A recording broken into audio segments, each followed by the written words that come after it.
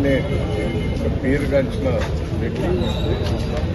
ఏ సినిమాలో కూడా కోటా శ్రీనివాసరావు చూడాలి, కోటా శ్రీనివాసరావు యాక్షన్ చూడాలి, ఆయనతోటి చూస్తే నవ్వులతోటి బయటకు వస్తారు. ఆయన ఒక పేరుగాంచిన వ్యక్తి. అటువంటి వ్యక్తి చనిపోవడం తెలుగు ప్రజలకే కాదు, తెలుగు ఇండస్ట్రీకి కానీ అందరికీ చాలా బాధాకరమైన విషయం. చాలా సన్నిహితమైన వ్యక్తి. నాకు కూడా దాదాపు 40 ఏళ్ళ నుంచి పరిచయం. అప్పుడు తెలుగుదేశం బీజేపీ అలయన్స్లో కూడా కలిసి పనిచేశాం. చాలా నాకు సన్నిహితం. ఎక్కడికి పోయినా ఎక్కడ కలిసినా దయన్న అని అంటాడు. నేను కూడా ఆయనతోటి చాలా పరాశగా వాడేది. ఆయన సినిమాలు ఎట్లయితే జోక్ వేస్తాడో ఆయన చూస్తాడు, నేను అప్పుడు జోక్ వేసేది. ఇక్కడ చనిపోవడం అందరికీ బాధాకరమైన విషయం.